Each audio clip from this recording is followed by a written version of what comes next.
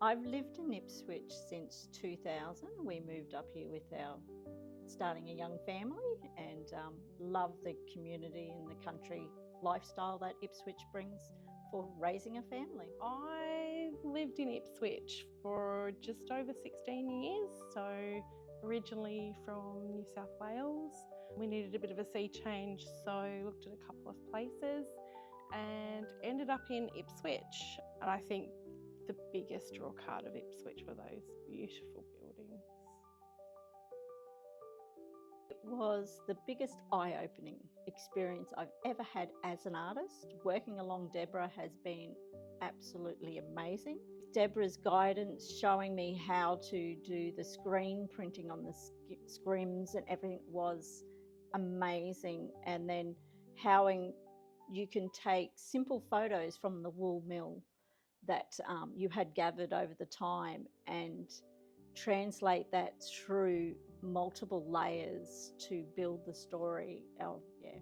Gained so much as an artist, especially with everybody that was there. Kellie, Tanya, all the girls, spinners and weavers. That was a great connection between us as artists, and joining with the spinners and weavers was, And it was fun. Oh my God, it was so a much blast. fun. Yeah.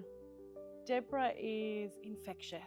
Oh, very much. Just the excitement and the attitude, and we were all just bouncing off each other throughout that process. Didn't want to go to sleep at night time. We could just work all night. This is great. Let's keep going. Sometimes we forgot what time it was, but it was awesome. And the photos were just so cool. And just the stories behind the people of the mill really fascinated me. And then working through that process with Deborah on cutting the stencils and using them in different ways and different colour combinations, just to create these really ephemeral art pieces. They weren't, because the cheesecloth is see-through, and it was almost like that little glimpse into the past, translated into that real sort of almost ghost-like medium, and it was very ghost-like. That is a perfect way of putting it.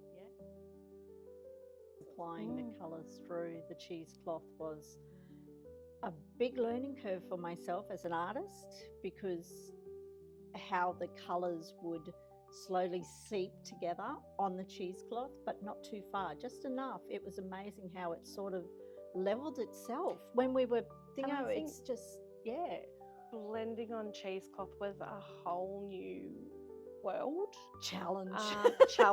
Yes. There was definitely a thread movement when you were applying the paint, and blending on cheesecloth is quite difficult. But we did the 3 or 4 layers at once, and it's amazing how the depth of colour still held all the way through. And then they were different again once they dried, because colours dry down differently. You think they're going to be one way, and then when they dried, they were slightly different. But it just added to that, I suppose, that complexity of the whole work. So to see traditional, cheesecloth used as an art medium was really interesting, and brought for me that introduction into translucency and layering into a bigger, greater depth. Because I think of layering, and sometimes I'm like, you just put one bit over another bit over another bit, and it hides one. But layers hide what comes.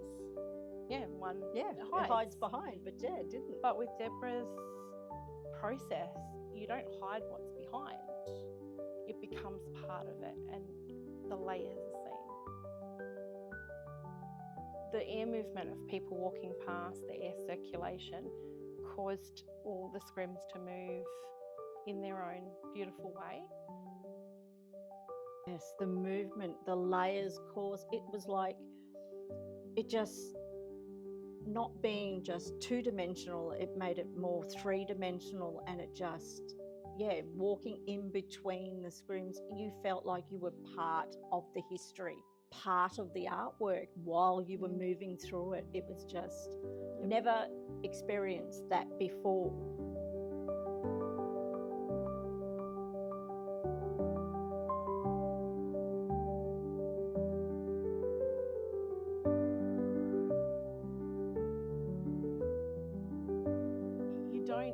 realise when they're laying on a table, or even when you've kind of got them hanging on the wall, you don't realise how much movement they're going to have when they're suspended independently of each other.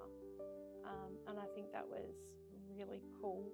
It also made for some challenging hanging in some spots. Especially when you're short.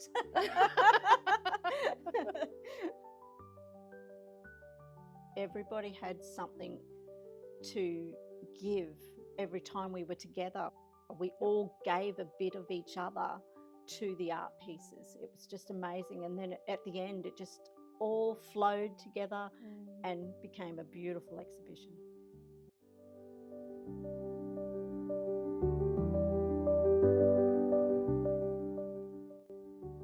Learning the printing of the scrims and then seeing them all together, there is that real sense of depth that you don't get in just a 2D painting, like an acrylic painting. You can add depth with shading, but there's just something about the depth created through the layers that are spaced that is just, it adds that ephemeral quality. Yeah, no, it actually has changed my view on how I see like the layers within. I do a lot of acrylic painting, so I cover my layers. So now I think a little bit differently of how I can make it more translucent within my colour selection. So I do things differently, definitely, to sort of create depth within a flat surface a little bit more, and transfer with jelly plate printing more, and creating translucent layers first with that, and then not hiding everything all the time, bringing it forward. And even when I'm doing stitching, I do a lot of hand embroidery also. I try to bring more dimension to that now, and layered textural and colours, and even just the eco dyeing spinners and weavers did. Oh my God, that was just heaven on earth. So much of Ipswich came along to support the exhibition and to see what had been done, and people had their own connections to that, and I think it just highlights the industry that was in Ipswich and how so many families were impacted by it, and so many families were dependent on that industry. And how the generations now can still remember and share with their grandparents and great-grandparents that went through that, and they're telling us all the stories now, and we'll cherish those, and we'll tell the next generation along that this is our history. And it's really amazing. Ipswich as a community, it doesn't matter if you're a local 5 years or you're a local born here, you're still part of this community. And like the Spinners and Weavers group, they had connections differently to like us local artists. And our family history going back sort of eventually crossed over. It didn't mean if you didn't live in Ipswich or Queensland, you can still find a connection back to all the historic way Australia was built. And it's a very big keystone throughout all of Australia, because there's the wool mills down in Tasmania and Melbourne, and we all connected one way or another. And it's just been an amazing journey being part of all of this and learning the history and the importance history can bring to our generation now and the next generations to follow. It's been absolutely amazing.